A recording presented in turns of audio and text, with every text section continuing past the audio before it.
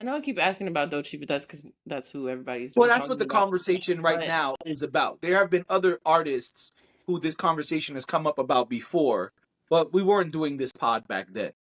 Doechii We performed at actually the spoke about BET one person Awards on our in old pod. right. But Doechii performed at the BET Awards in either 2022 or 2023 with a really popular song. That was a TikTok hit. So why is she a plant today? Because this year it popped. No. Well, I can't say yes or no because I don't believe she's an industry plant. That's number one. Um, Number two is my understanding, and maybe I'm incorrect, but my understanding is that there are people on the internet who don't know her track record, don't know what she has done before, and feel that she has popped overnight. Right. Now, I can understand why some of those people would think that. I too am new to Doechii. I was not listening to her in 2022. I started listening to her last year, like a lot of people did. But it's easy to go back on the internet and find her doing other things. It's easy to see that she had other mixtapes. Like you said, she was performing on the BET Awards. She had a viral TikTok hit back then. So no, she's not an industry plant because you can see her track record, right? Someone who's an industry plant, you can't see any track record. It's just like, hey, this person went from being a no one with nothing out to all of a sudden they're a star and they're everywhere. I think part of the problem with Doechii is the second part. Doechii is now a star who's everywhere. So if you don't know her track record, if you don't know what she's done before, it could very easily look like, okay, first of all, this lady was on the Grammys multiple times in like 2 years. She had the event where she was kissing whoever, and then she was on the Grammys and won a Grammy. Wasn't that her who was kissing somebody in 2023 or 2024? Remember on the top of the piano or whatever it was? I think so. Right. So there's that. Then it's like, well, she was on Tiny Desk. After that, we fast forward, she wins a Grammy. Fast forward, and this is little fast forwards. This is like next chapter, not 6 years, right? It's like just months later, she's on the Grammy stage performing and winning a Grammy. Right after that, Lauryn Hill is performing doo-wop with her, which we've never seen anyone do before. It's almost like a passing of the torch. Who and why, right? And then, like the same week, you got her being the star of Paris Fashion Week and also her being Woman of the Year for Billboard. So if you just not familiar with Doechii, it could very easily look like, hey, this lady's everywhere all at once. Everything, everywhere, all at once. How come? Why? Now, what I believe is that Doechii has a 360 deal and that TDE is phenomenal at doing what they do. I don't have proof of this. This is my thought based on the things I'm seeing. This is my educated guess, my inference, if you will. Now, I could be absolutely wrong, and that's not the case, but it looks like Doechii is getting all the best looks possible very quickly. So to those who don't know her past history, it could look very easily like, oh yeah, this lady's a plant. They're putting her in front of our face, every chance they get. I give you an example, So and then I'll sad. shut up. Many years ago, Mm-hmm. Cardi B was an internet sensation. Mm-hmm. Cardi B had millions and millions of followers on multiple platforms, largely Instagram, but multiple platforms. Instagram was her biggest.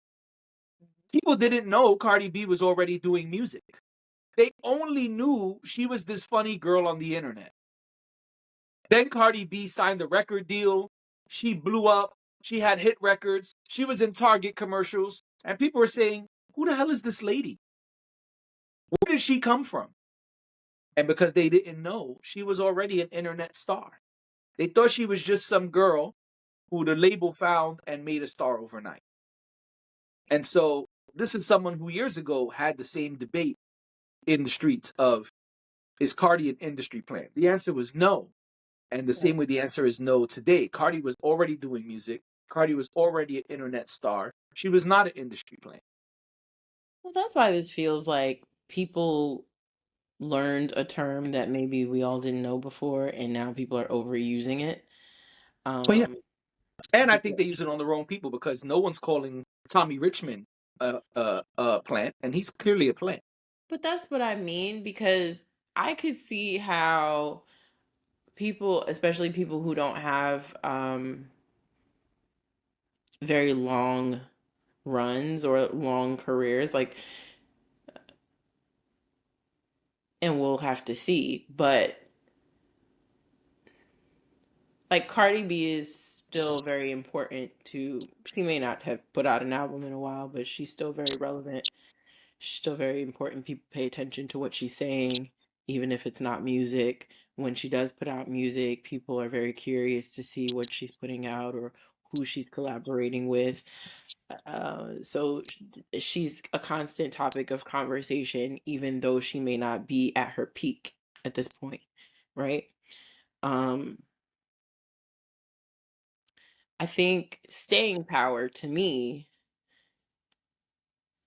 comes into play because I guess when I think of what you're describing, when you talk about people who, they kind of just pick them up off the street. They see a pretty girl, or they see a guy who has charisma and he's really attractive or something like that, and they say, we're going to make you a star. I understand that, right? But that's not sustainable. They can only do that for so long. They can only make a person sound good, look good, and have heart enough to stay in it for so long before it fizzles out, because it usually does. You get a lot of one hit wonders. You get a lot of, this person put out one album and then you didn't hear from them or see them again after a good summer. Um, so that's why when people say things like this, I'm like, okay. And I'm doubly confused when people who are far more connected to the music industry than me or you, and you're even more connected to it than I am. But I'm always confused because I'm like, where is this? Because, because then, and that's why I had to ask the question, does then it mean that there's just no real stars?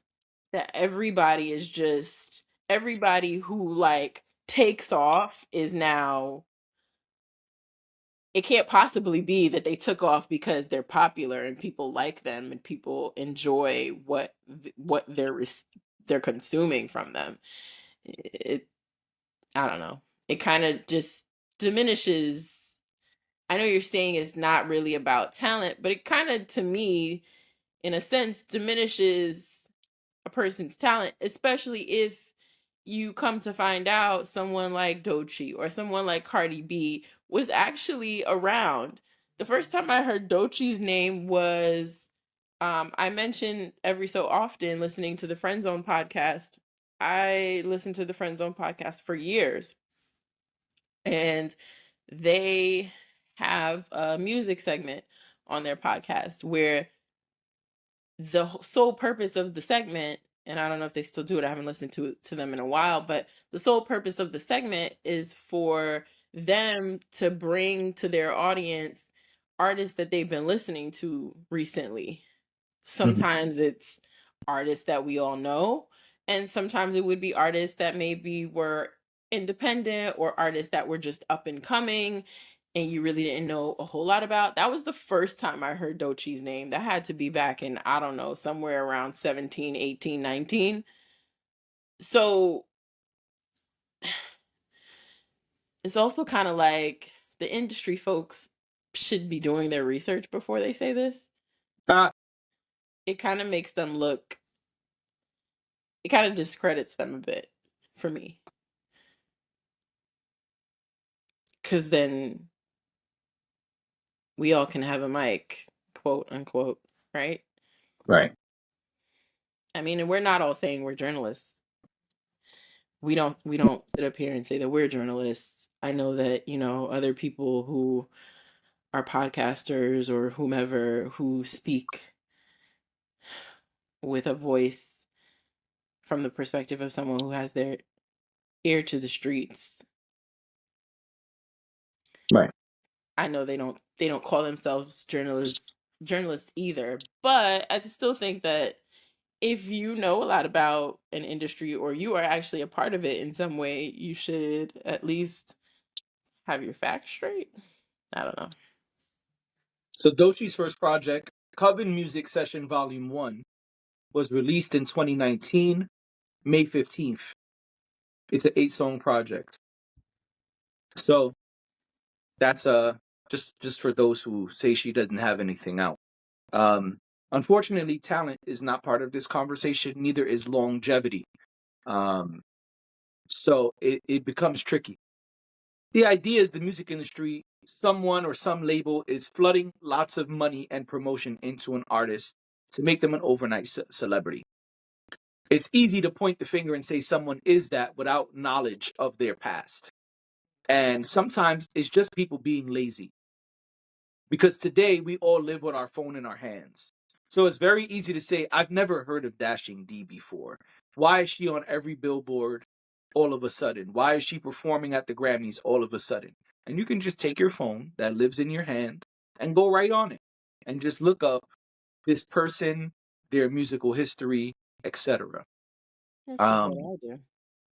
their following, like there's all type of things you can look at and see, Mhm. was this really overnight or not? So it becomes this really weird thing. Oh, go ahead. I was just going to say it perpetuates this idea that people somehow don't work hard for their accomplishments. It does, because So instead of does, people does hard thinking, work does hard work determine that you're going to be a star? no, Okay, I just want to point that out because I know plenty of artists who work very hard, and they're not household names.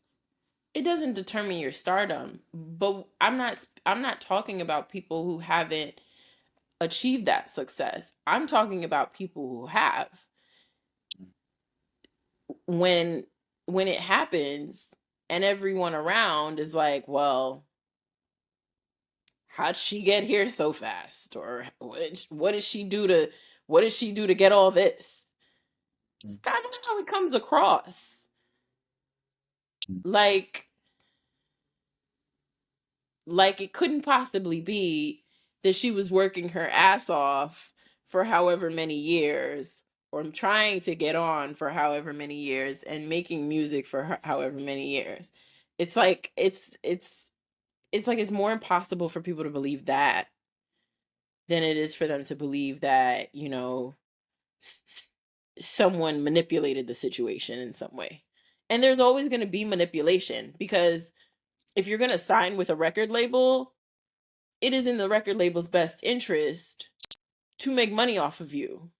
And Right. in order for them to make money off of you, they're going to have to be involved with you and your development as an artist. They're going to have to be involved with the promotion of your projects, the direction your projects take,